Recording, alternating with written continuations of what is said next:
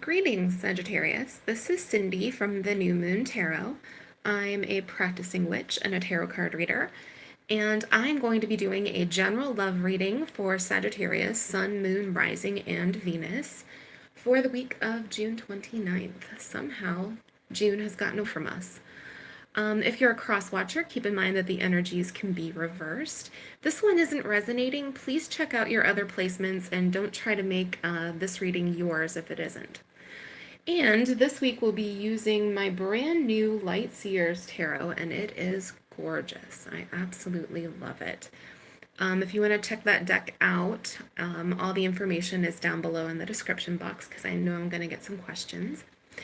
Okay, so we have as your overall energy, and we're going to do overall energy, present situation, you, your partner, the outcome, and the advice. So we have the Seven of Pentacles, and I love this interpretation. You see this man growing this plant and sort of touching it and kind of getting in tune with it.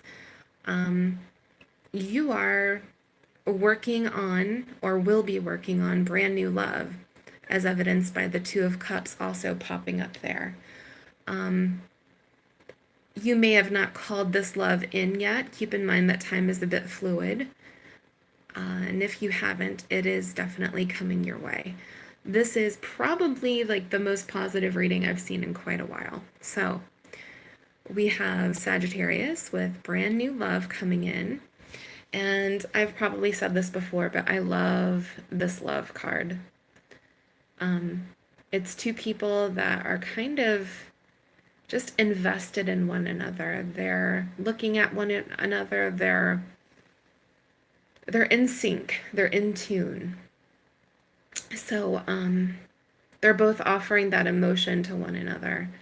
And that's important. No one wants to be in love by themselves. Unrequited love is extremely painful. I speak from experience. All right, let's get started. We have the Nine of Cups, which is the sense of satisfaction. It's warmth, it's happiness, it's having everything that you need within your grasp. Now, there's a distinction with this. It's not everything that you want necessarily, but everything that you need. It's that sense of like being satiated or being happy, but in like a calm sense. You're satisfied. You have what you need. And I love the Empress energy here. That's very healing. And you see that there's the world is her pregnant belly, basically. So that card is associated with pregnancy, but it can also just mean growing something. Just like you saw here with that plant, there's a sense of you growing as a person or going together with this person. The two of you nurturing one another, bringing out the best in one another, and moving towards something good.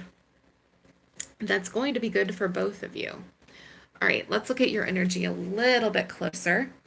We have the Ten of Pentacles, which as relationship cards goes, this one is as serious as it gets. You see that there's the old man there, there's the child, and then the couple. It's joining someone's life. It's making a life with someone, building a life.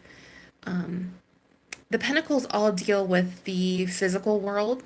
So this can mean sharing like an apartment with someone, sharing your bank account, your physical space, letting someone in a very real way.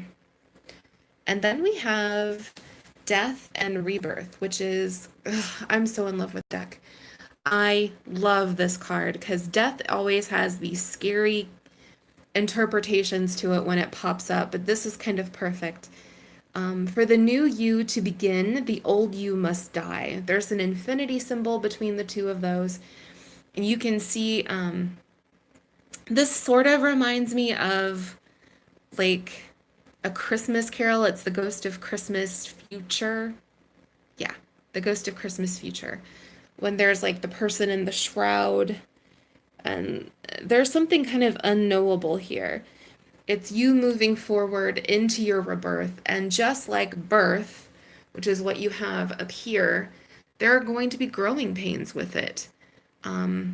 there's labor pains whenever you're building and birthing something new. So keep that in mind and don't let it like sway you from this path. You are definitely headed in the right direction here. All right, we have the Seven of Swords in reverse. So some of you left a relationship or you left a situation that wasn't working for you. Like this could also be a job, a friendship, something that you left behind that was no longer serving your needs. You left this and then started to build something new, especially with that Queen of Cups there. I love her energy too. She's getting in touch with her inner self. She's thinking, she's being mindful. And I think that's a huge part of the Queen of Cups, that energy that you're embodying right now. You may have water in your chart, but can also just mean a sense of tuning in to your higher self, tuning into your inner self, listening to yourself. We sometimes ignore our instincts or like our inner voice, and we don't let it out. And sometimes, and I don't know about you, but oftentimes when I've ignored that voice, I've gotten punished just from the outcome because I wasn't paying attention to my own intuition. But you definitely are here. All right. Speaking of intuition, and yeah, there's the High Priestess, that moon energy that she embodies right there on her forehead. Well, it's more of a crown. She's tuning in, she's listening to herself. You may have Pisces in your chart, just a lot of water, or you are simply doing some inner work on yourself. Maybe you've taken a look at your life and you aren't necessarily happy with what you've seen so far. So you're engaged in a lot of soul searching and rebuilding, like that rebirth that's here. Because the star also has that sort of energy to it. There's a healing process here. There's sorting through some things, figuring out what you want to manifest, being very deliberate with your choices, but in a spiritual way, if that makes sense. Like you're going to decide what you let into your mind, what you let into your life. Some of you had a really bad experience, and I think it's given you a lot of information for the future as to what you want to do. All right, let's look at your new person's energy. Bam, we have the King of Wands, and I love this depiction. He's got that crown that's on fire. There's that lion in the background, heavy Leo energy here. You may be dealing with another fire sign, which is interesting. Someone who's magnetic and charming, someone who kind of has their stuff together, you know? You ever meet someone who's what they would call a fixer-upper who doesn't really have their life together? This person does. You know, they are gainfully employed, they pay their bills, they do all the things. They are definitely an adult. With the lovers popping up here, I would say this person is also looking for a relationship. This is someone who is a romantic at heart, someone who is passionate and open. They're definitely on your wavelength. Now, check this out.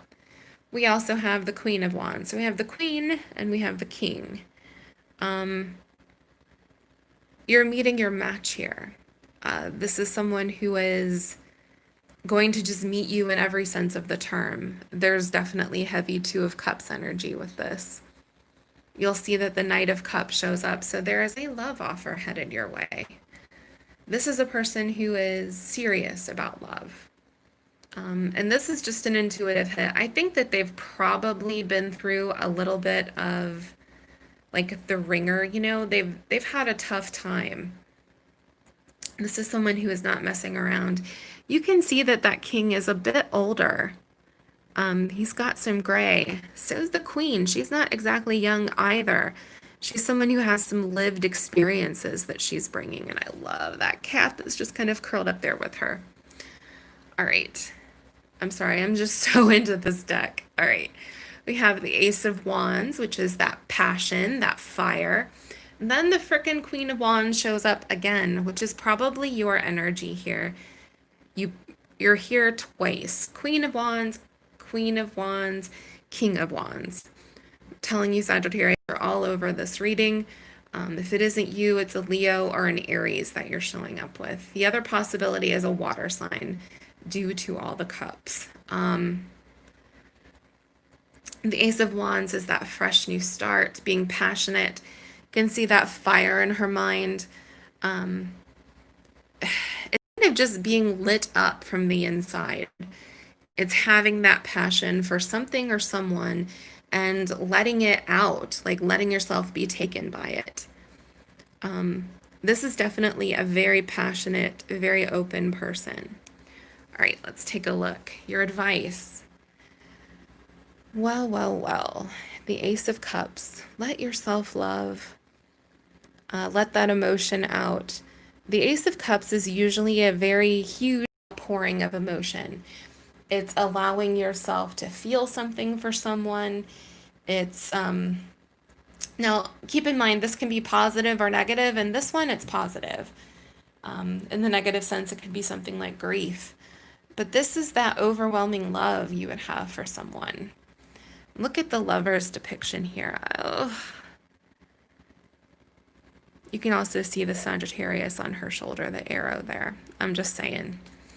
You can see that the two of them are just together. They're in sync with one another, in love, on the same page, headed in the same direction. This is a meant to be kind of a love. All right, look at your outcome. Speaking of meant to be, boom, Wheel of Fortune. Destiny is at play. You are probably, with that death and rebirth, going to go through some pains right now as things are adjusting. But the good news is this is not stagnant energy. This is things moving and going forward in a fast pace, which is a good thing. It's going to be uncomfortable, but you're going to get through it because the Two of Cups shows up here. And I love how it's their hands entwined. There's that water flowing down into the two cups.